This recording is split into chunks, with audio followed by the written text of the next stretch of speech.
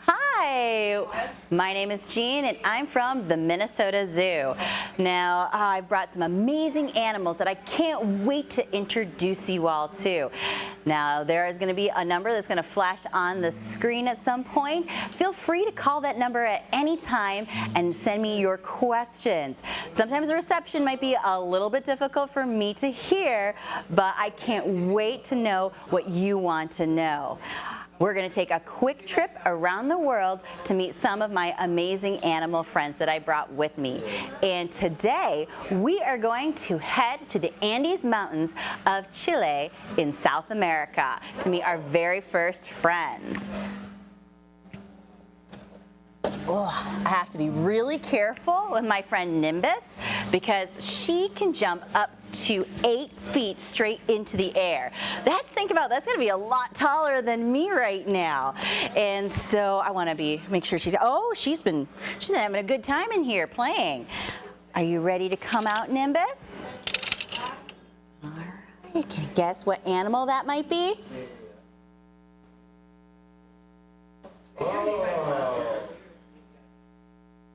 What animal is this? It kind of looks familiar. Yes, she does. Does she look like a rabbit? Rabbits can jump really high. Does she look like a mouse? Mouses can't jump very high. Mice can't jump very high, can they? She has a long tail like a mouse, and she's really, really fluffy. She is a chinchilla. Can you wave hi to my friend Nimbus the chinchilla? Oh, good job, Nimby. Oh, there she goes. She's moving on me. All right, let's get her to pose a little bit more. There she goes. So you can see those powerful legs that she uses to be able to jump. She lives in the mountains, so she needs to be able to get up into the rock work to be able to protect herself from predators. And that is going to include, I know. There's some noises that are happening right outside of our studio as they're going by and cleaning, which is making her a little bit uncomfortable because she has an amazing superpower. Look at how large her ears are compared to her head.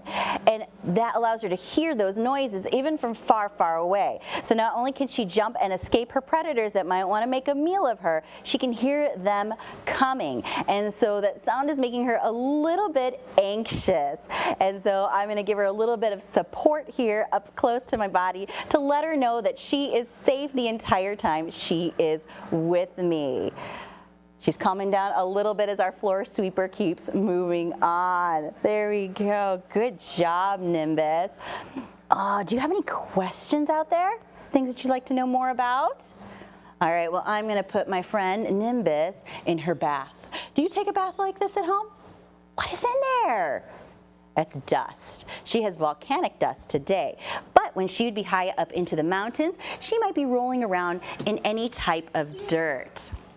There, did you see that turn? Yeah, she has a really nice turn for us as she coats her entire body because I've just been holding her, I've been touching her, and all the oils, all the dirt that are on my hands have now covered my friend Nimbus. And she's like, nope, I'm gonna take better care of myself. So she's gonna give herself that little spin to get those different types of dirt and dust to cover and suck up those oils that I just put on the outside of her. And you can tell as she's doing this, she's getting fluffier and fluffier as it coats all of her hair. She has so much hair that if you grab one of your hair on your head and you give it a bit of a tug, she's gonna have 60 in that one section that you've given a tug, right? 60 hairs for every one that we have. So if we have 2 hairs, she's gonna have 120. If we have 3 hairs, how many is that? 180. We can keep going, and Nimbus is always going to win this competition. And so she's got to keep that fur that keeps her warm because even though it's South America, in the mountains, it can get very cold. Sometimes the temperature can change up to 50 degrees.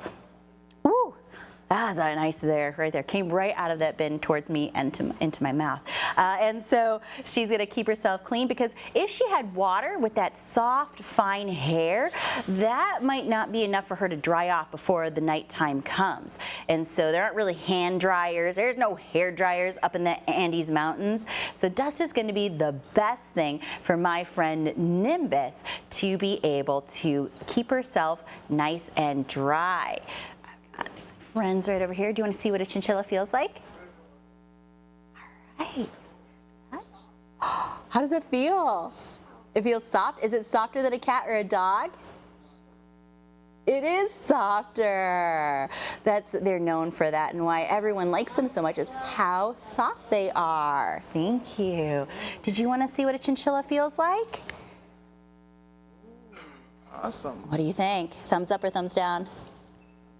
Thumbs up. Yes, they're so soft, but that softness gave them a little bit of trouble over 100 years ago, because chinchillas are an endangered species, which means that there are not very many of them left out in the wild. Other people agree that they are so incredibly soft that they would like to have a few things made out of that chinchilla fur, and it takes about 125 to 150 chinchillas to make one chinchilla fur coat. So the fur trade industry back in the 1800s really hurt the population of chinchillas. And so again, that's why there aren't very many of them left. And so what we're trying to do is we're trying to help protect the chinchillas in their natural habitat by protecting their food resources, so they don't have to compete against the goats that people bring with them to the mountains, and so they can find enough food and have enough opportunities to be able to increase their population size. Do you have any questions for my friends out there? How old do you think Nimbus is? Any guesses? 7. Any other guesses? How old do you think, my friend? They can live up to about 18 years old, but you got it. She's 7 years old. She's done such a great job. I'm so proud of her. She's taking that great bath. I'm going to do my best not to grab her too much and make her dirty again, but would you like to give a wave goodbye to my friend Nimbus? Thank you. I'm going to open it up. As I said, she's a really good jumper. Let's see if we can make sure to keep her in the studio. Ooh, do you see that? Get a little bit of that dust off. There she goes, and that is Nimbus, the chinchilla. Good job. Well, we are going to leave South America for our next animal friend, but we're not going to go too far north. We are going to come to North America. But we are going to stay in the southwest of the United States and northern parts of Mexico to explore and learn more about our orange knee tarantula. What is a tarantula? Do you know? Let's find out.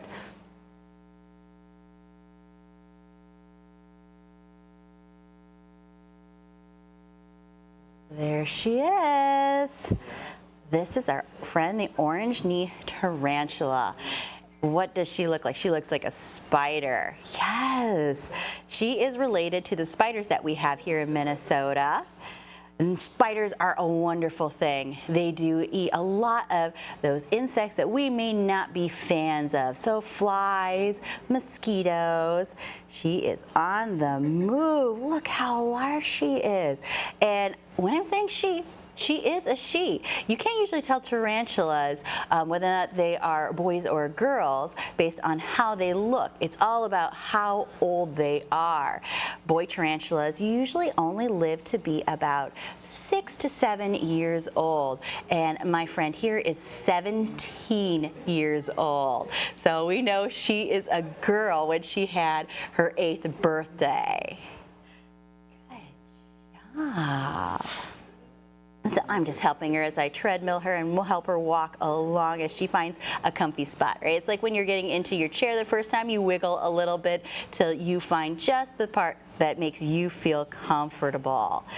And as I said, she is a spider, so how many legs do spiders have? Show me with your fingers out there. 8 legs, that's right. But upon closer inspection, wait, Jean, you just said that spiders have 8 legs. Why does she have 10?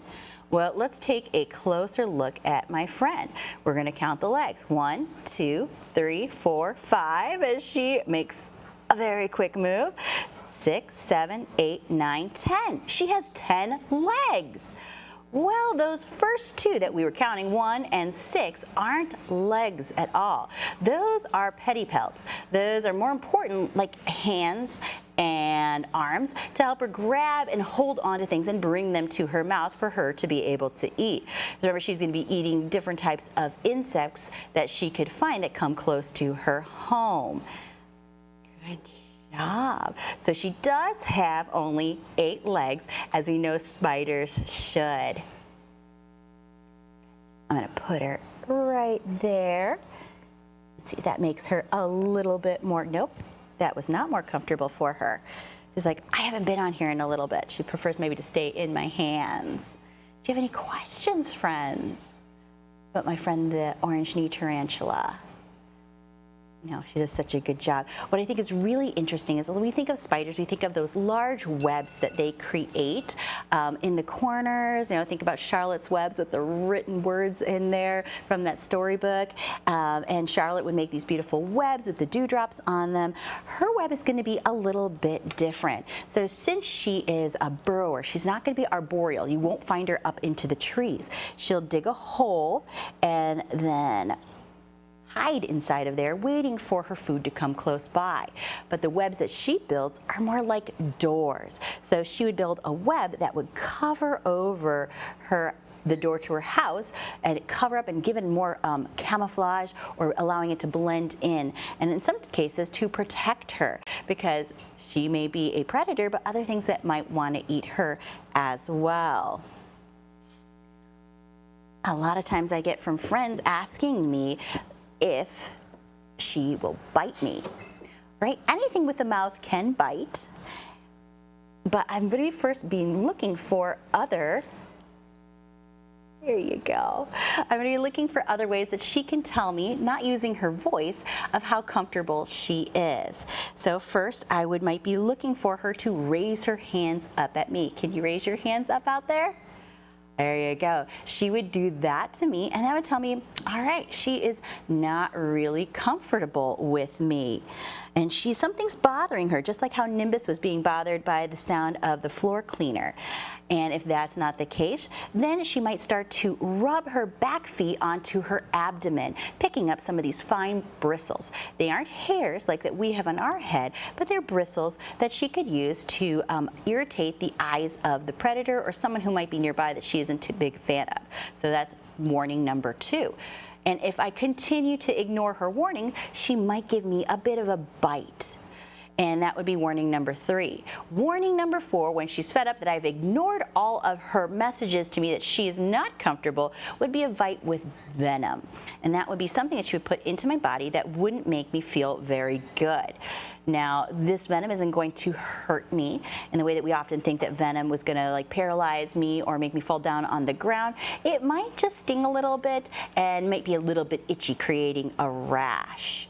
But again, I have to ignore all of those warnings. It's important for us to look and pay attention to our animal friends, because again, they're not going to be using their voices to talk to us. They're going to be using their bodies. And you can do that with any animal, whether it's your pet at home or even the wild animals that you might encounter, to be respectful to them and give them that space, so that way we can all be in the space together. What do you think? Did you like her? She's very cool. All right, well, let's wave goodbye to my friend, the orange-knee tarantula. Good job. So we're going to continue our trip around the world with our next animal friend, but we are going to stay a little closer to home. This animal you can find right here in our own backyard. Especially if you have a lake or maybe a river or a pond. It'd be a little bit easier to find this animal friend. Any guesses to what animal I brought with? Who could it be? Think about who lives in bodies of water here in Minnesota. Did you say fish? I'm kind of missing something if it's a fish, right? What am I missing inside of here if it's a fish? I need a lot more water, right, if it's going to be a fish. Who else lives in the water? Think about the animals that you may have seen. How about a duck? Do you think I brought a duck? Maybe. This might be all right for a duck. Who else could I have brought? Let's find out. You said turtle. I brought my friend Bob. Bob the Blandings turtle. Have you seen this kind of turtle before? Raise your hand if you've seen a turtle before out in the wild. Yeah, what are they doing? Sometimes you might see the turtle sitting out on logs or out onto the beaches, especially on the logs when they're sunbathing and trying to get all that warmth from the sun. Good job, Bob. Blandings turtles are known for that bright yellow neck that they have. Can you see that bright yellow neck? Some other turtles have yellow on them, but they aren't usually quite as much yellow or as bright of a yellow that our friend Bob here has. Good job, Bob. And something else to watch out for and to look for is that he has a really long neck. When you think of like the snapping turtles that are out there, they have really long necks, so does Bob, to be able to reach out and grab. I'm gonna put Bob down since he's telling me he is ready to explore. So we are going to give him a little bit of space over there because as I'm holding him, I'm tickling his feet a little bit, but also I'm grabbing onto his shell.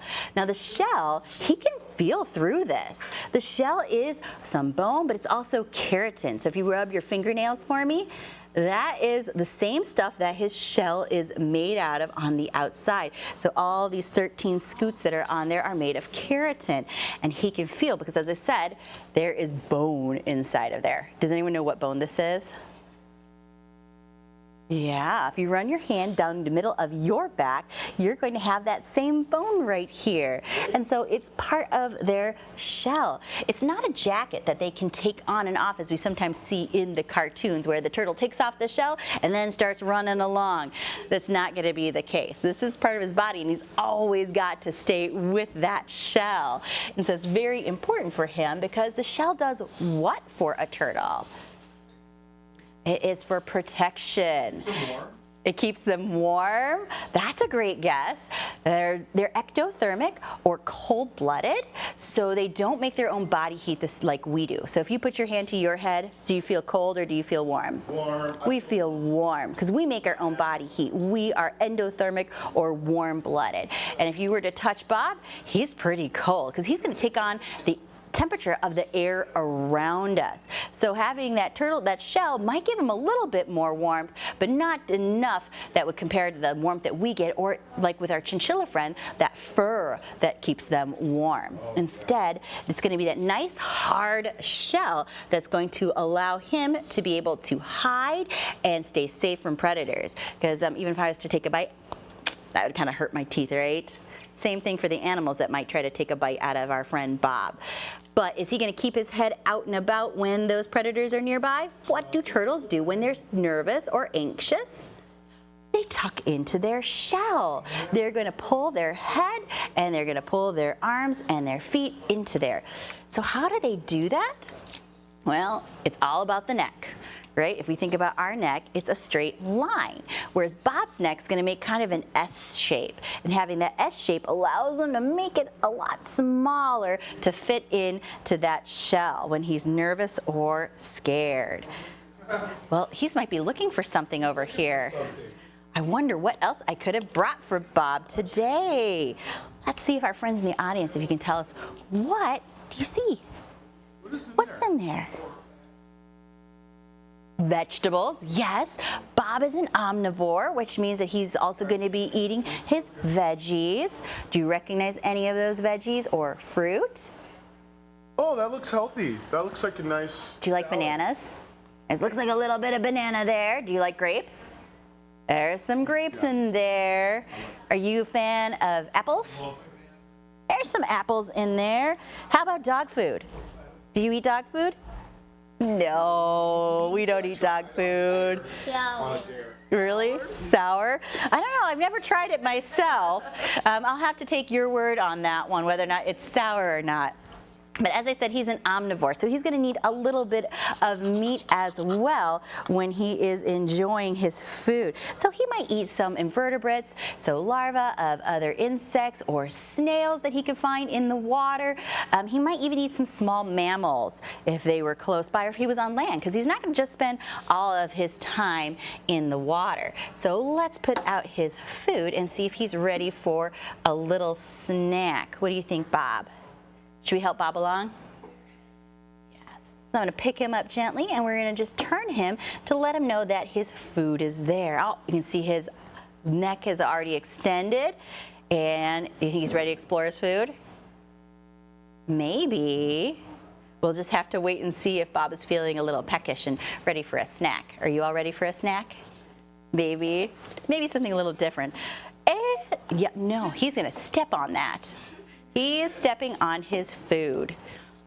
Bob, that's not what you're supposed to do with your food. Maybe that's just what Bob does with his food. Do you have any questions for me, friends? Well, as I said, that turtles spend most of their time in water, in contrast to tortoises that spend most of their time on land. So it's not going to be for every turtle and every tortoise, but Bob is built for swimming. Between his feet and his toes, he has webbing that acts like paddles to help him be able to swim really fast. He has that sleek shell. His is a little bit more domed compared to the map turtle shell that I brought with me, or even the wood turtle shell that allows water to go over it pretty easily. So when he's out there catching some fish or swimming after some of those other animals in there, he can go really fast. Do you think he's faster on land or in water? In water, that's right. Some turtles can get up to 15 miles an hour swimming in the water. For us, our Olympic gold medalists, they might get up to about 5 miles an hour, and that just shows how fast some of our turtle friends can swim inside of that water. Good. It is pretty good, but he's not going to make 15 miles on land. Nope, we're lucky if you see him going about 2 miles an hour on land. He's going to be a little bit on the slower side. Good job, Bob. Here we go. See again, try again to see if he might be interested in having a snack, because he's not going to be chewing his food the same way we do. He doesn't have any teeth. He just has a bit of a pointed beak on the end. Yeah? Do they have like meals, or A little bit of both. So we provide the food, and if we have about 1 meal per day, depending, some days he doesn't always get food because, again, he's ectothermic. He's not making his own body energy so to make heat, so he doesn't quite need the energy that we do, right? We like try to eat about 3, maybe even 4 if you're having a lot of snacks times a day. Yeah, but we leave that food available to him so he can eat if he's hungry, but he's still being offered a meal if he would like. And, you know, we have restaurant quality food for all of our animals out there at the zoo. We bring it in specially for them. And, you know, the keepers, we do make their diets for them as well. So we know exactly what they like and their favorite foods are. What do you think Nimbus's favorite food, our chinchilla friend, was? What do you think she likes to eat? Raisins. That's a good guess. It's about the same size as a raisin, but not quite a raisin. She likes peanuts. She loves peanuts. Well, you did a great job, Bob. How about a wave goodbye to our friend Bob, the Blandings turtle? Good job, Bob. Well, we are going to leave this side of the world, and we are going to head over to Africa to meet our next animal friend. Now, this animal friend makes a sound that some of us might be familiar with. Can you all do that with me on the count of 3? 1, 2, 3. Can you guess what animal that might be? A snake. That's right. Snakes make that noise. And that brings me to my friend Clyde. His name is Clyde, and he is a ball python. Why do you think we call them ball pythons? Well, it's about the shape that they make when they get nervous. Remember we talked about Bob the Blandings turtle? He goes into his shell when he gets nervous.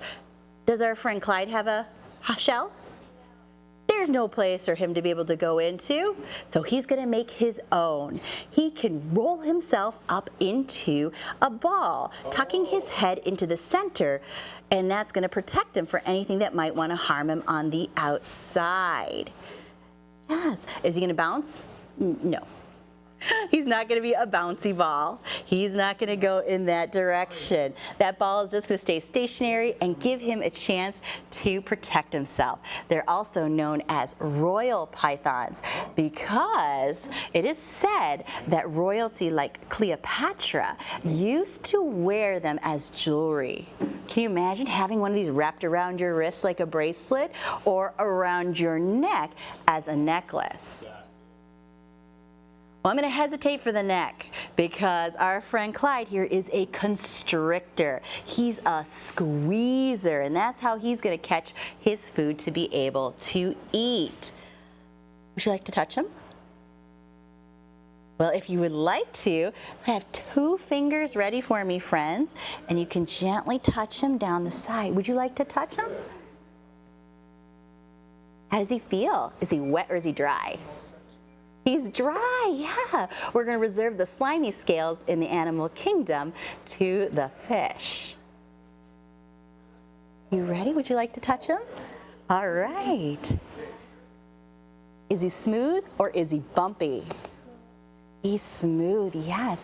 Even though he has scales that protect him on the outside, those scales are small and close together, giving him a bit of a smooth feeling. Would you like to touch him? Oh boy. Is he hard or is he soft?